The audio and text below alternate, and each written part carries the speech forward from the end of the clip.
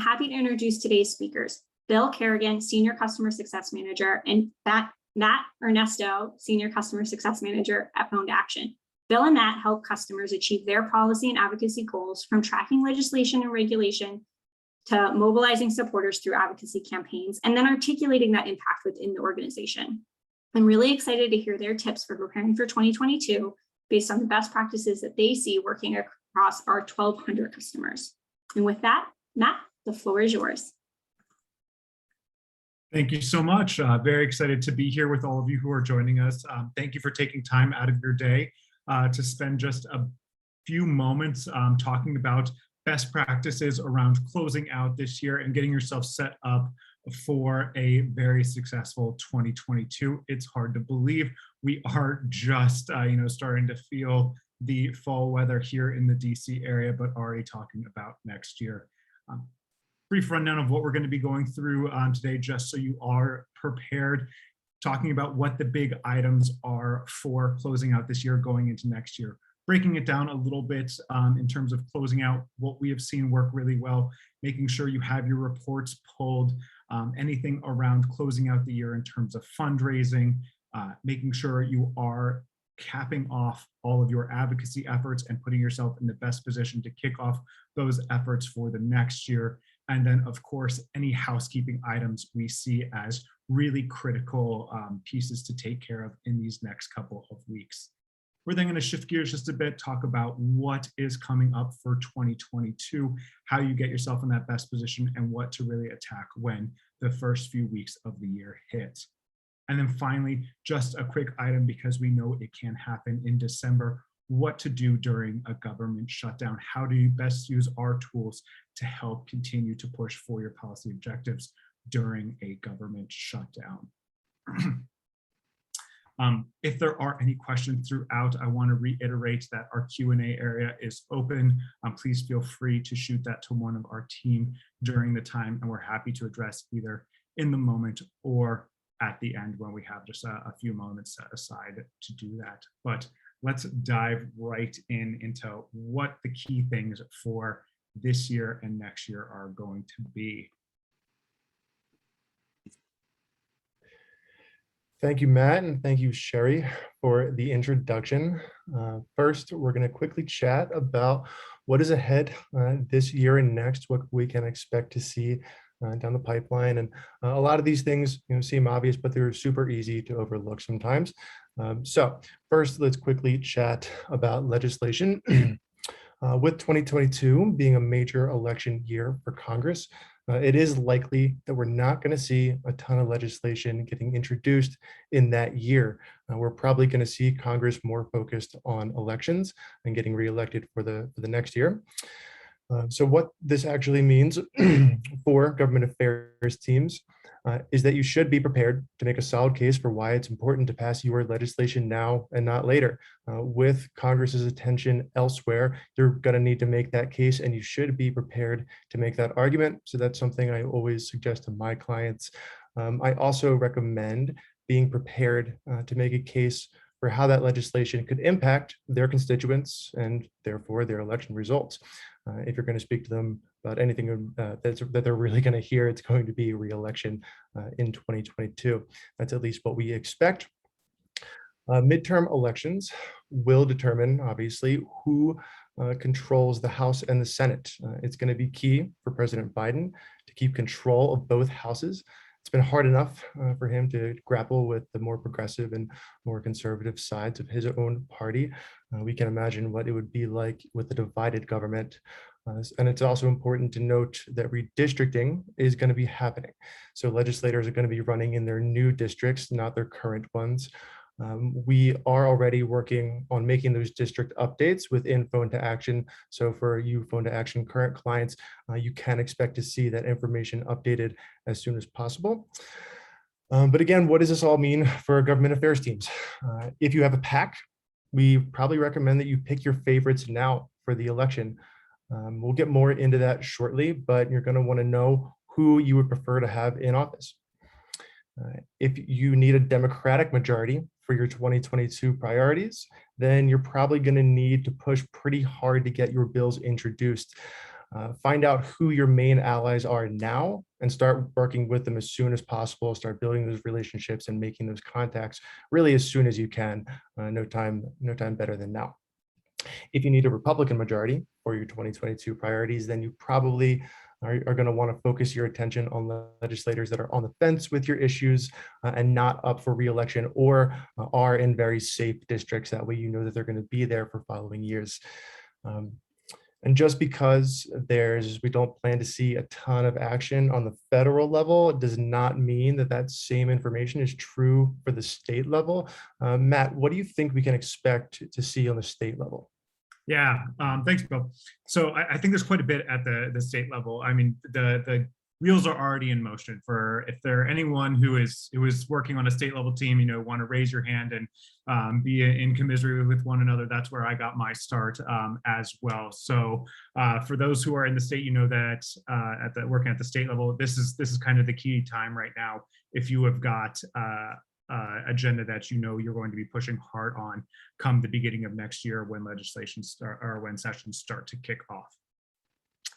So making sure that you are utilizing the platform to push advocates to speak to their elected officials, those who are in the room, that these decisions are being made, that the legislation is being drafted in before it is even being introduced, making sure that you are welcoming the new members that are coming in if you are in one of the states that are electing members here in just actually a few days. Making sure that you're welcoming those folks, making sure that you are thinking about what your strategy is going to be for those first few weeks before session starts, making sure that you are off to the races, having those initial communications drafted to your advocates to welcome folks into the capitals, to make sure that you have a regional plan in place. If your main focus in your region is a single or just one or two states, making sure that all of your previous legislation is put into a packet ready to be reintroduced. Whatever your needs are, time to start the canal. We'll talk just a little bit more about this as we progress. But before we could start thinking about 2022, we need to make sure we're closing the year out right, taking these steps to ensure that you are in the best spot when January 1st rolls around or whenever your state session gets back in. Closing out 2021, what are the best times? Because we've got a couple weeks left. It's hard to imagine that we only have a couple weeks left. This year really just has flown by, but a couple things for closing out 2021 that we really want to make sure we emphasize during our time together today, because we see some of these as really key differentiators. Folks who took these steps really do set themselves up for a lot of success in the year to come, and missed opportunity as well. If you aren't taking these steps, it can really leave just some open field that you are not closing. So diving right into the advocacy portion, running your year-end reports. There are just so many reports within the platform that you can pull, and our support system is also here to help you out with any that may be beyond the capacities of the system. So run your wrap-up reports, whether this is going to be a legislative report that shows how many, which are your top offices at the state level, at the federal level that you are reaching out to. This is an incredibly powerful report because you can go into those meetings while legislation is being drafted, or that initial meeting in January, kicking things off and say, you know what, last year we had 100, 1,000, 10,000 of our advocates write you a letter, or in your state or in your district. And that's an incredibly powerful metric to go into these meetings with. It can also identify where you may have a little gap. You have someone who is sitting or is new to a committee that you don't necessarily have that large of an advocacy base in, and you'll be able to identify that in the legislative report, because you're going to see not that many messages are going to them, and you'll be able to make sure you're scheduling more time in that office, or making sure your team is reaching out more proactively to that office, because you don't necessarily have the largest advocacy footprint there. This is also a great time to look around and see how many new advocates you have. you can pull that easily in the platform in the advocates section and take a look at how many you've gained over this past year. This is an excellent resource for your development teams. If you're in the nonprofit sector, this is a great resource for anyone who wants to make sure that the comms messages are reaching the right folks, that a welcome letter has at least been sent to everyone who has joined, kind of closing out the year saying, you are a new advocate of ours this past year. We want to make sure we reach out and say thank you for joining our efforts over this past year. It is also going to explain to you what your capacity for communication is. Using the advocate filters, you're able to see exactly how many people you can reach by email, how many people you can reach via SMS message, and how many people you don't necessarily have contact information for, and start doing more directed outreach to folks like that to make sure they become part of your network that you can engage to move your policy forward. And this last line says it best. Examining your performance, examining where you're at, taking an honest look at it will really help you when you then sit down over these next couple of weeks to plan out 2022 into the spring, into the summer, and beyond. But it doesn't just stop here. Advocacy is one section of what you can work on during this time frame. You're also going to want to take a look at what your wins from this past year were, what your maybe trip ups were in the legislative side of things. So thinking about that, Bill, looking at the legislative side, what is the one key thing that you can pull out of our system in these next couple of weeks that's going to inform you the most about where you stand and what you need to do next? Matt, I'm happy to answer your question, but one more note on the advocacy side. One thing I often see my clients using that top line data for is to talk to leadership and really prove your value. One thing that the government affairs typically struggles with in advocacy teams is that we're not like sales, and we don't have ROI like sales does. So we can't just say, okay, you're paying us this amount of money and we brought in this amount, so therefore we're doing our job. It's a bit tougher to prove in government affairs. So one thing I see my clients often making use of that data with is sharing that with leadership to say, hey, look, we really are making an impact. These are our numbers. This is a quantifiable way that we can look at what we've done over the past year. So it's definitely a good thing to do that as well. But to answer your question about legislative and regulatory impact, and the one thing that you can really do in our system to get those numbers out and to prove your impact here, I would say you are going to want to find out what bills and regulations you can count as a win from 2021, find out what didn't go according to plan, and slot that into 2022 if necessary. For what you didn't get done, is that still going to be a priority in the next year? And then obviously creating those new priorities for 2022. You should take a look at those percentages, and depending on what they look like, you may want to share them with advocates and with all of your stakeholders. It's a great way to be able to say to them, hey, listen, what we're doing is working. We wanted, this list of bills passed. We wanted this list of bills to fail, and we got what we wanted X percentage of the time. Obviously, that's not going to make sense to share all the time, depending on what those numbers are. But you can generate all those stats right out of our intelligence tool, and I'd be happy to show any of my clients how to do that, and so would any other customer success manager here on the team. I would also note that. Sorry, Matt, go ahead. I think one other thing to really note is in both the advocacy and the legislative intelligence tool set is the ability to take a focus on committees as well.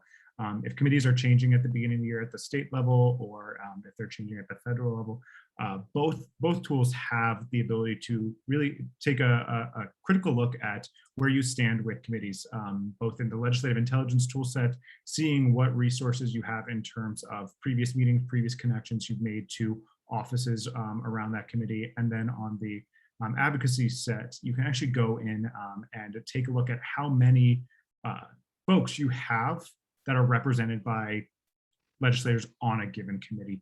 Two really important things when you're thinking about your strategy into next year as well. Pardon the interruption. No problem, and worthwhile note. I'd also say that it's super important. What I always recommend to my clients is to show impact to your stakeholders for those bills that passed or failed or whatever you wanted to happen. Tell them how that impacts them. That's definitely going to drive engagement and keep them involved. If you can tie any one of your wins to their lives and really show them how that impacts their day to day, we typically see that type of communication really improve engagement. So that's a bit about the legislative and regulatory impact, but let's jump on over to fundraising. So as I briefly mentioned earlier, if you have a PAC, it's a good time to choose who you're going to support in the midterm elections and also make a contribution to in 2022. It's a good idea to start to create those contribution plans now, know who you're going to be giving to come the following year, barring anything that might happen between now and then that could change your mind. It's always good to revisit which legislators you plan to contribute to, and always, I typically recommend to my clients benchmarking against your competitors. This can help you identify the differences, and then you're just going to want to ask why those differences are there. Who are you giving to that your competitors aren't? Who are your competitors giving to that you aren't, and why? That doesn't necessarily mean that you should just mock what they're doing and fall in line with them, but if when you identify those gaps, it's good to beg the question, why do those differences exist? And if you can find an answer to that, then that might make you want to start giving to somebody or stop giving to somebody. But we always recommend creating those contribution plans at the end of the year rather than waiting for the new year.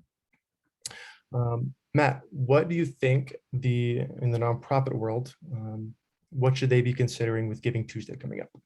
Yeah. Fundraising wise, it's one of the biggest days of the year. A couple things to note about Giving Tuesday, and really depending on the size of your organization and how much capacity you have to give towards a Giving Tuesday can really depend on how you approach it.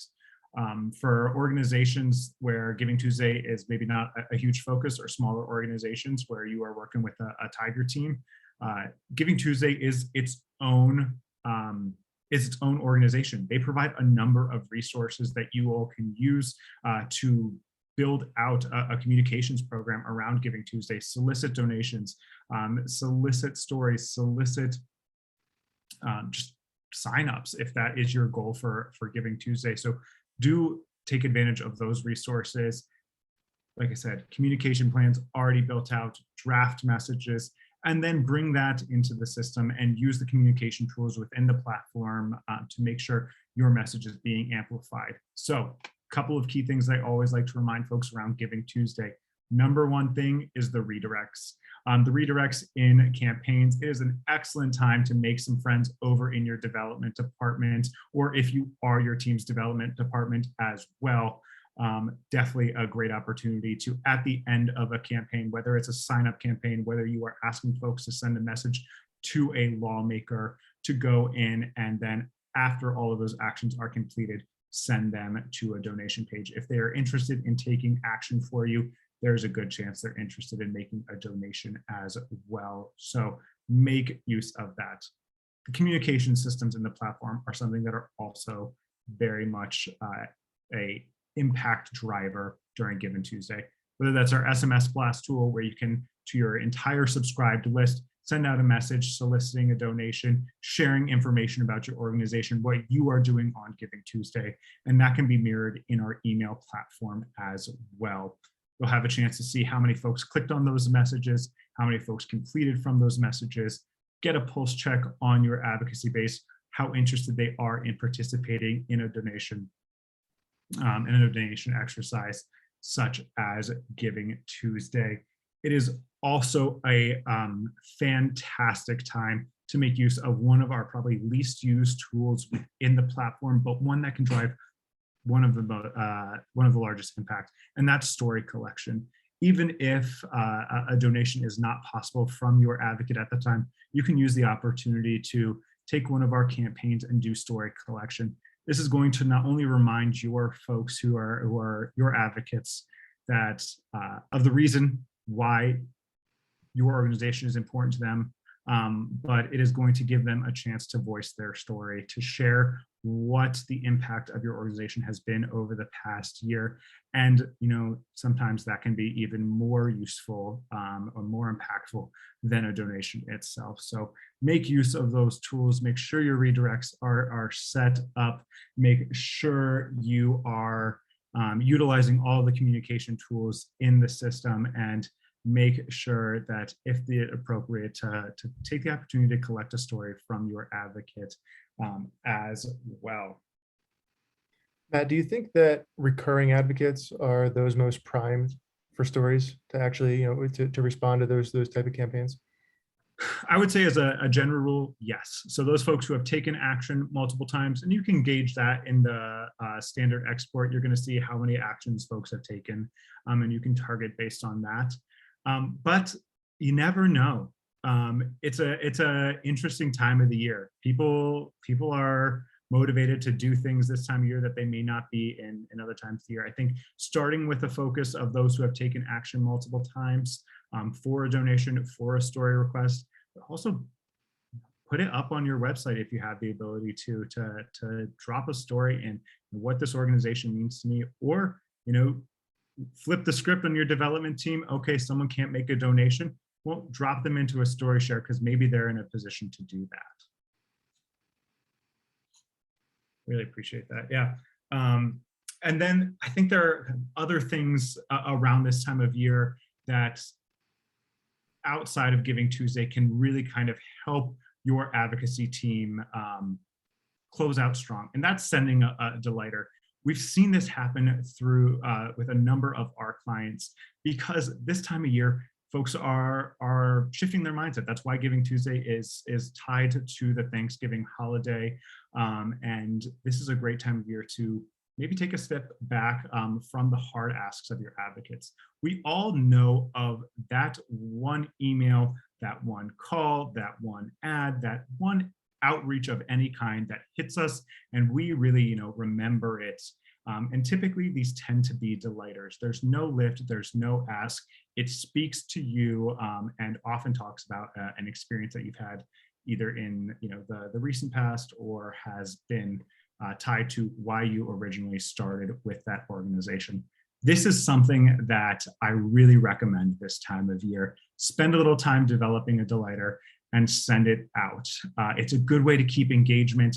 You don't necessarily have to have an ask. And this also ties really well in the legislative season that we see right now. We're talking about operating around omnibus pieces of legislation where crafting the ask, the why around these massive bills can be very tricky and also very sticky depending on who is in your advocate base. So sending a delighter that kind of steps out of a direct ask to send a message to a lawmaker can be a really great way to just make sure your list stays warm, primes them for what is going to be likely a needed ask at the beginning of next year, and reminds them why they got interested in your organization in the first place, whether you are their employer, whether you are a nonprofit that they have taken an interest in, whether you are a professional organization that represents them throughout the year. This is a great time to send a delighter that reminds them why.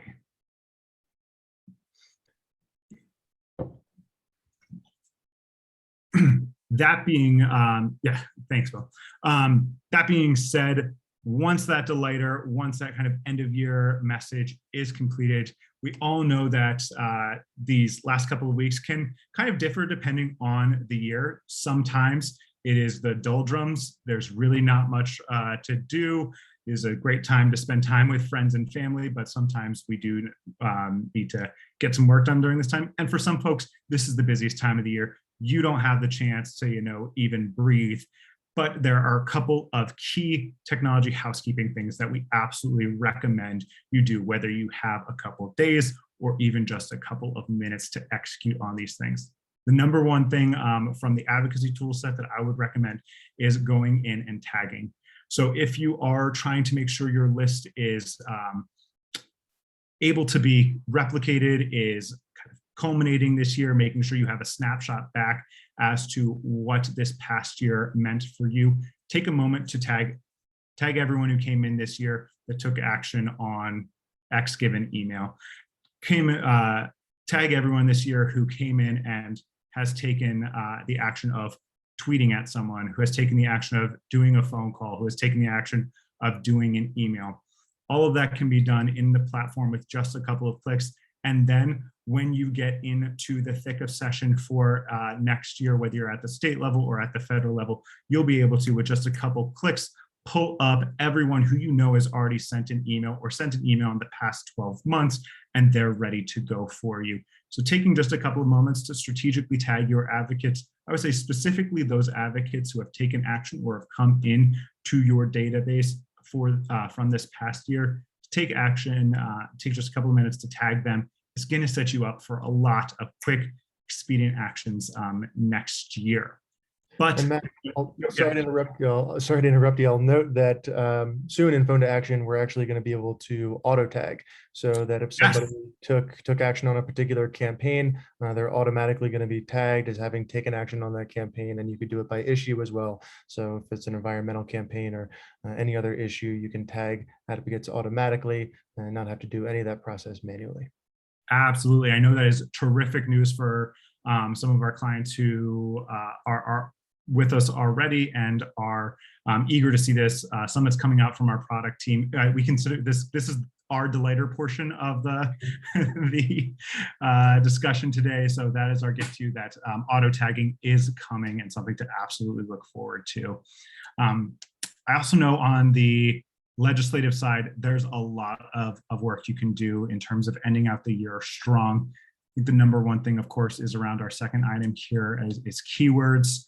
So kind of throwing this one back at you, Bill. I know I've already asked this question once. If there was one thing that you could do to make sure your keywords were set up ready for next year, what would your one piece of advice be?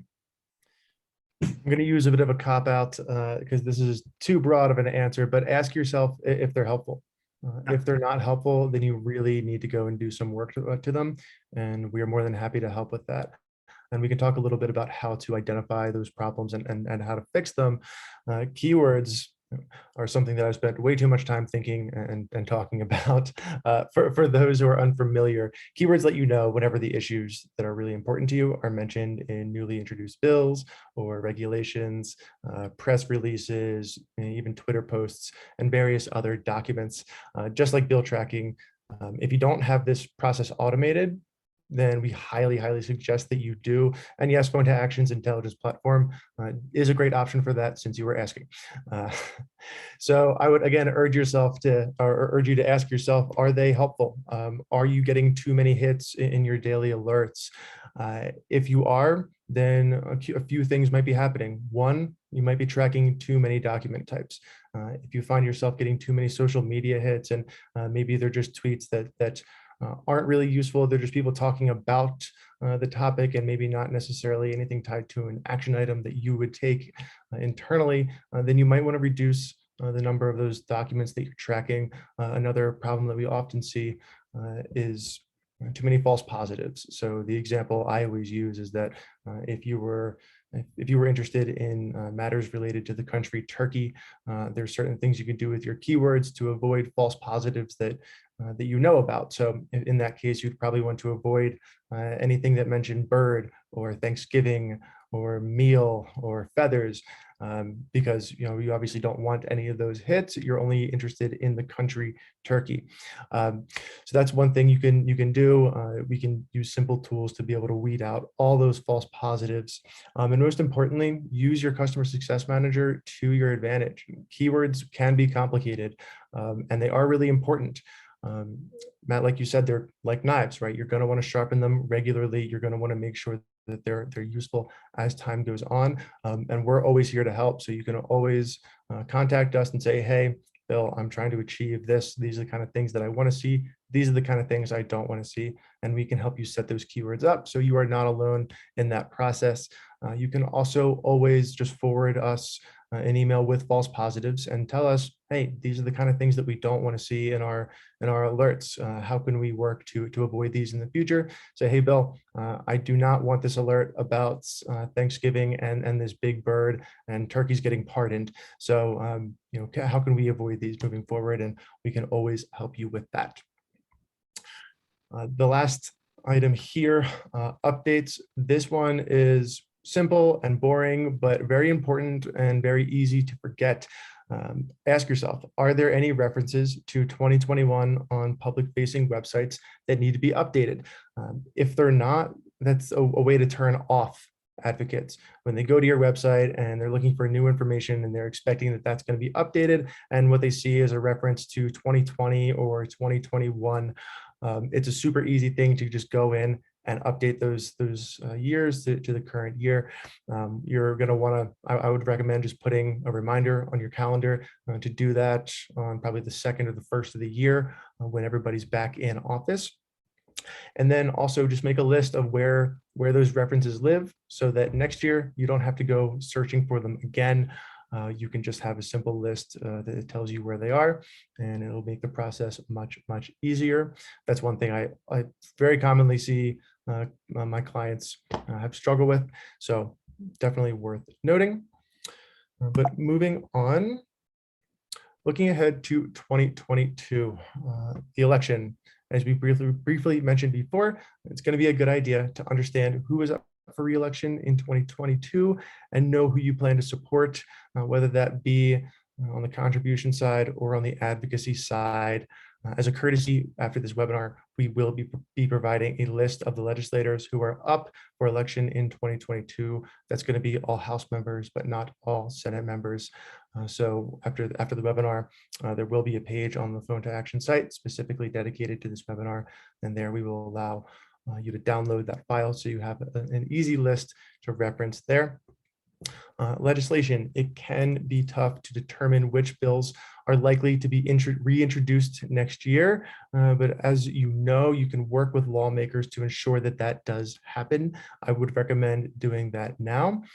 If you're unsure of which lawmakers are best to work with, we do have a great tool for anybody who has our state intelligence package called batting averages. What that tool does is it helps you identify state lawmakers who have been the most successful thus far at passing legislation that they have sponsored and introduced themselves.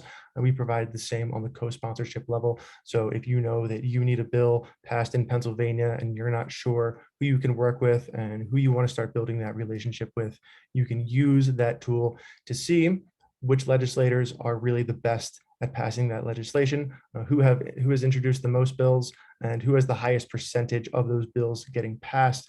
Then I would recommend starting to work with those legislators. State sessions. On the note of watching out for new bills, please also note that on any state bill page in our intelligence tool, you can see when the next upcoming session for the state is. For example, in my state of Montana, the legislature is pretty wild, but only meets every other year. So they met in 2021. They won't be meeting again until 2023. So that information is available on any bill page. So if you go to the Montana bill page, you will see that information, and it just helps you get an idea of when you're going to really start to push these priorities through. One thing that's top of mind for many, if not all, government affairs teams right now, I'm sure you've thought about this in the past week or two, is this big question: are we headed for a government shutdown? And what are the best practices if we end up in one? Matt, what guidance do we have for the situation? Tons. But before that, I wanted to address one other thing previously around looking into next year. Of course, one thing on everyone's mind is also the election. And we would be remiss if we didn't mention our Civic Action Center, which is part of our platform. It is our voter registration tool that allows you not only to look up, and allows you, your advocates, your members, your employees, to look up who is running, not only who their elected officials are, but who is running, and then register to vote in real time on that system as well in accordance with the laws of their state. What's very exciting for both this year, but next year when even more elections are happening, is that that tool is, as well as all of our tools in both the legislative intelligence and the advocacy tool set, now supported by the Know Who data set, one of the gold standard data set for all of this kind of information, contact electeds, anything of that nature, supported by a team of over 40 validators who are going in and making sure that all of that information is correct. So we're incredibly excited to make sure that that is a part of your tool belt for next year as well, given the fact that there's going to be tremendous focus on the election, no matter your organization's interest area. But that is next year. We got to get there first. And we do know that a government shutdown could be happening. Government currently funded through December 3rd. Who knows how long that is going to remain the final date, what is going to happen from there. So how can the phone to action systems help out during a government shutdown? First and foremost, everything that we have mentioned today is going to be able to be done if there's a government shutdown or not. So if the government does get shut down, please feel free to do anything that we have described with our time today during a government shutdown. But that is not really kind of the key question here. What, in terms of normal operations of your work that may be hindered by a government shutdown, can using a tool, the phone to action tool set, really insulate you from? I think one big thing to do is get ahead of the ball. If you know that there is a government shutdown coming and that offices are going to be swamped with calls, with emails about getting the government back up and running, create the campaign now that you may foresee needing to run during that time. So it's easy to launch and you can be first in the door. Also, during government shutdown, really great time to kind of bump folks up that ladder of engagement. Emails fly during a government shutdown. Maybe it's time to switch folks up to driving a tweet, driving a call. We all know that elected officials from the local to the federal level are narcissists, and that Twitter does not leave their pocket, to the chagrin of every press secretary out there. And so tweet campaigns, great opportunity, as are call campaigns, because those offices do stay open. Also a great time to touch on those custom story campaigns. Ask folks why a government shutdown is impacting them and how that relates to your mission, what you're trying to accomplish, your industry. And then commenting on regulations. This is another key service that we can provide in doing kind of one-click comments to federal regulations.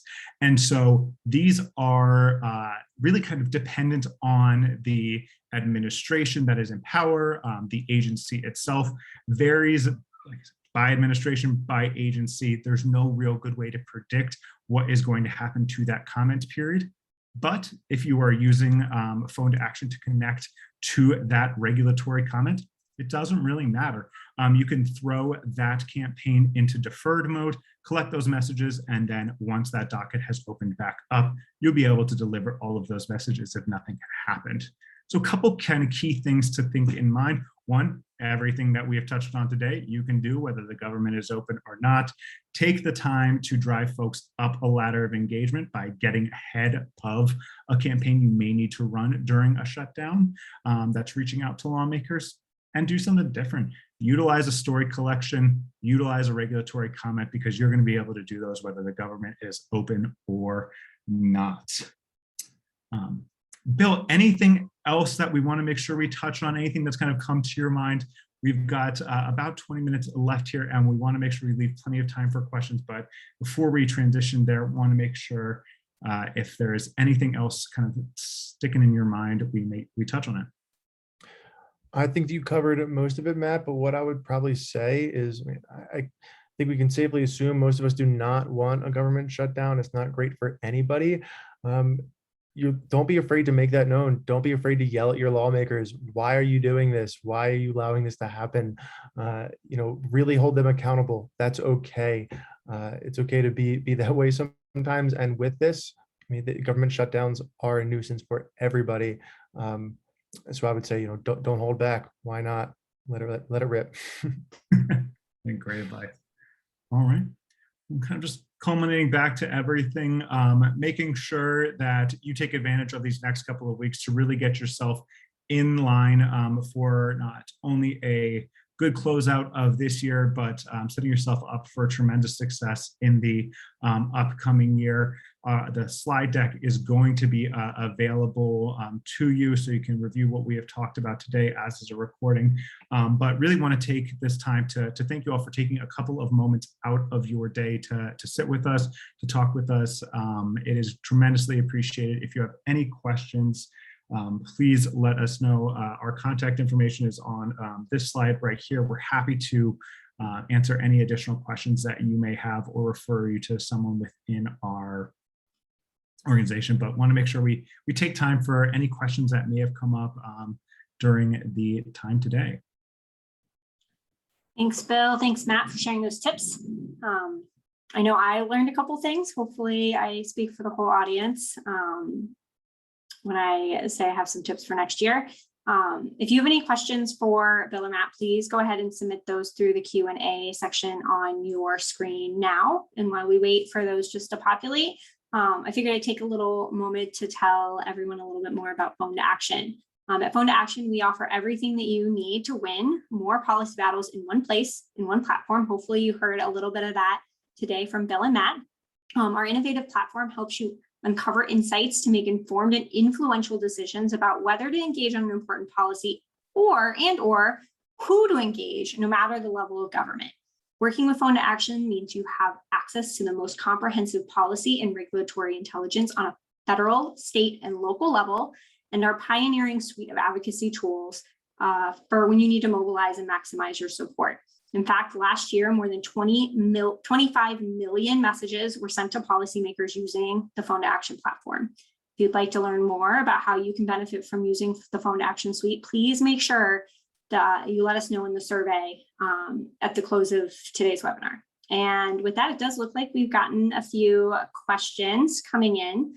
The first one is, what advice do you have for what state teams should be focusing on right now versus maybe federal teams? I don't know, Matt or Bill, you want to take that one? I can jump in there. So I think that, again, state teams are going to start to see a lot of action come 2022, whereas federal teams, at least when I say action, I mean on the legislative side. There's going to be a ton of bills introduced. So really, it's go time for state teams.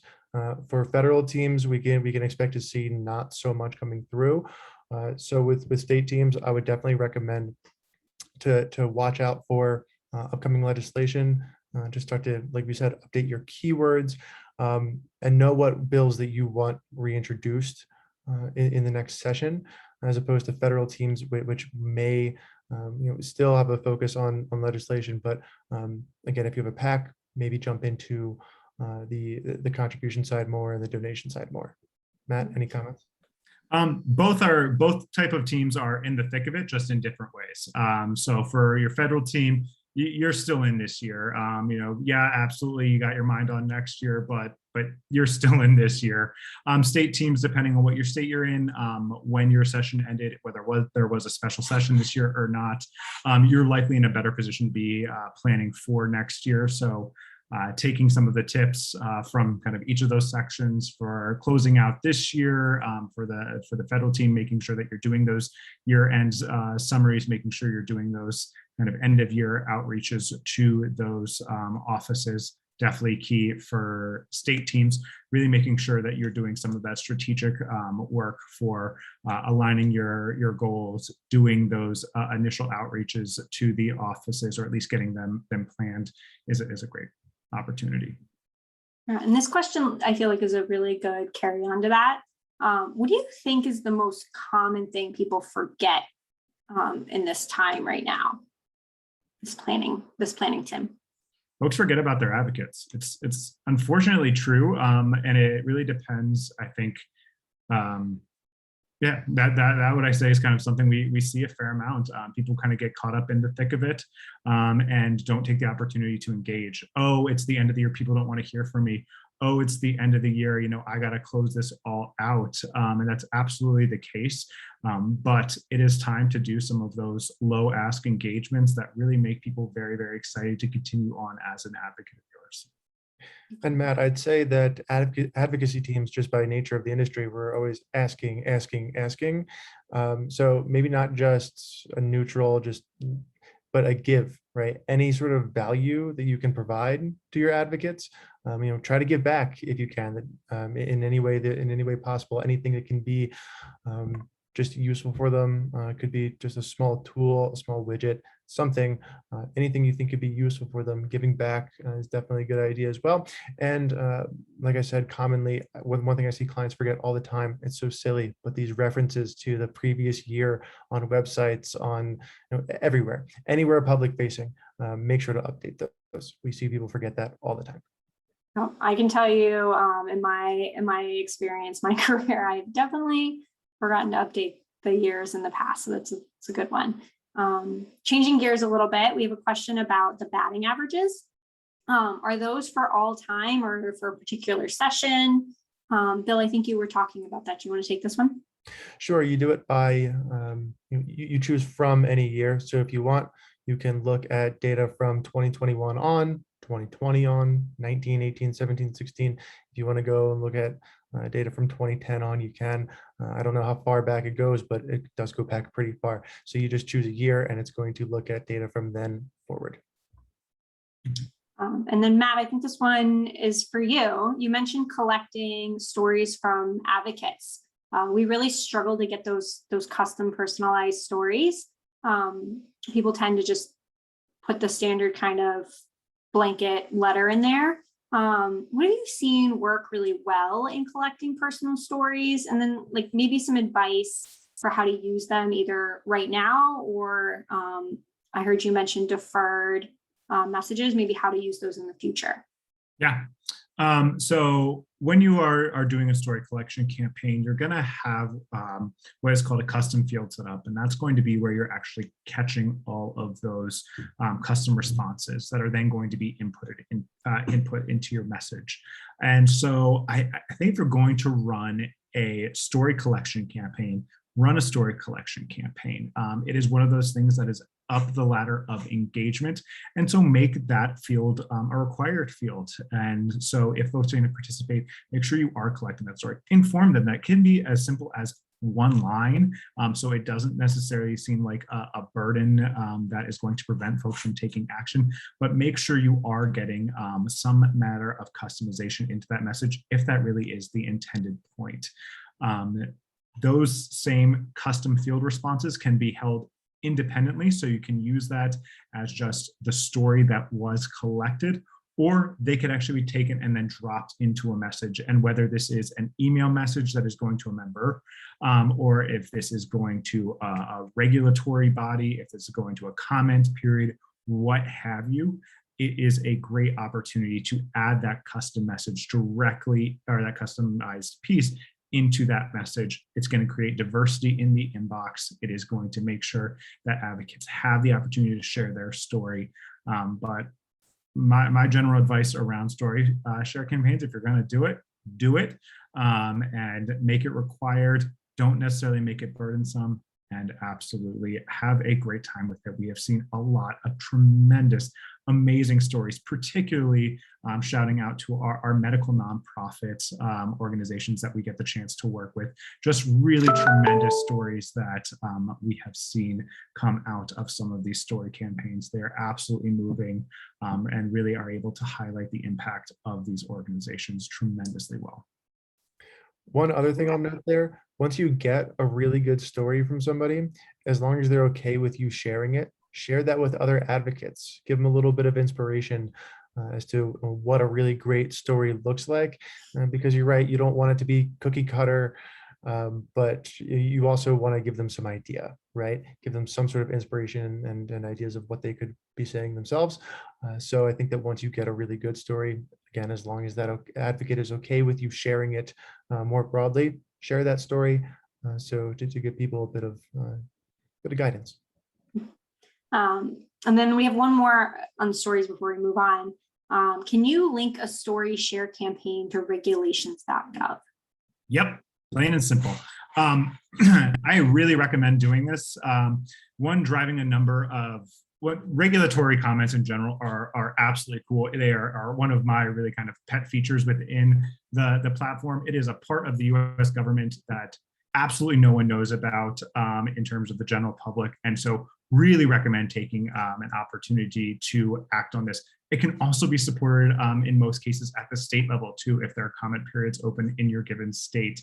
By federal law, each of those regulatory comments have to be read. They can skip them if they are identical. So I really recommend taking advantage of this because someone does have to read them. We all know if we've worked in office, legislative offices, sometimes they read them, sometimes they don't. Most times they do. But by law, someone has to read each one of those messages. So absolutely include it in a regulatory comment. It can absolutely be supported by the platform and is a terrific way to use the custom messages of your advocates, of your employees, of your association members to go and drive impactful stories in a way that really a lot of rulemaking doesn't expect a lot of engagement around. So really cool when you can do it. There have been a couple of times where the only messages that have been placed on a federal comment period have come through a phone to action page, even from maybe a single client. And those are really, really cool, impactful ways to be like, we were the only ones who did it. Look at us now. It's really great. That's a really great pro tip there. Going back a little bit, I have a question about reporting. And if you have any suggestions for how or who you share those metrics or those reports that you suggested pulling with. How and who you share those message reports. Share them far and wide is kind of my go-to. Make sure they contain the data you want them to. You don't want to share a report that doesn't make you look very good. But you're able to pull so many different types of reports, so many different types of information out of the system. And if you were just brainstorming, can I get out of it? Reach out to your customer success manager, reach out to the little blue button in the bottom corner of the platform and ask us, hey, what's the best way to do it? We are happy to engage with you all on what to send up, down, out in these kind of end of year reports, showing I think a really great statistic that we hear a lot going up to executive leadership. How many new folks in our system are we doing? How many engagements have we had? And then kind of the key there is tying it back to the policy win. So if you can go into the legislative intelligence set, say, yep, we have gotten XY passed, and we sent X number of messages, that's one way to do it. We all know that government affairs can be a really kind of sophisticated ask as well. So last year, we only got the bill introduced and we only sent 100 messages. This year, it got all the way to committee. We knew it was going to die in committee, but it got all the way to committee and we sent 1,000 messages. As you're making that incremental growth, that's the way, as Bill was saying, to show value of your program up. What shows value up also shows value out. It's not necessarily going to be framed the same way, but if you're making this progress, share that with folks who are interested in it as well. Folks are giving you money, folks are giving you time, folks are giving you their energy. They want to see what you're doing with it. So making sure you highlight that as well. So pull what you need to pull from the platform. Let us help you if that's needed as well, but then share it far and wide. Yeah, that reminds me, a couple weeks ago, we did a webinar featuring the GR team at CHR, and they talked us through their playbook for their end of year impact report. So I really recommend, if you're looking for an example, we included some screenshots throughout that they talked through. I'd really check out that webinar recording. It's available on demand, and maybe we'll include a link in one of the follow-up emails. It looks like we have time for just one last question. Let's see. You guys mentioned tagging advocates. What does it mean to tag an advocate, and what would be maybe the common use cases for why I would decide to tag someone? So I think I put it sets us up for kind of a great little reminder, because there's actually two ways to go about what would be considered traditional tagging. Now, tagging in our system is a static piece. So it's going to live, pardon me, on that advocate's profile as their tag, whatever criteria you apply to them. So I think a great way to say is, anyone who took an email, who took action, sent an email in 2021, great tag. You can pull that up really quickly. But what that doesn't necessarily show you is any sort of kind of living, any sort of living criteria. For that, you would use what's called our saved segments. So saved segments are going to be lists where that criteria is live. You're able to go in and set that for export, set that for emails in the future, and make sure that make sure that those folks are living in a live list. So tags are going to be static. They're going to be applied just in that moment, where your saved segments are going to be actually live, living, able to be regularly exported and emailed. And it can be really helpful for knowing who cares about what, understanding who is passionate. If you see the same person taking action on your environmental campaigns 10 times, but they took action on 0 of your other campaigns, it can be really a helpful way to understand who's passionate about what. That way, next time you launch and let's say an environmental campaign, earlier we were talking about stories and how really your repeat advocates are your best, are the best people to look to for that. And similarly, the people, if you know that they're really passionate about something, if you can really drill down to say who's super passionate about the environment, and you know that that's their issue, that might be your go-to to get a good story out of them, or another high value, high touch advocacy piece. Awesome. Well, thanks. Like I said, we're out of time, and hopefully everyone got something out of this that they can take into their end of year planning, can take into January to make sure that you're setting yourself up for success. I'd like to, as I mentioned at the beginning, this was recorded, and so you will be receiving a link to it in the next 48 hours. Please feel free to share this with your teams, with your other colleagues, if you found it helpful and you think that there's some tidbits for them in there.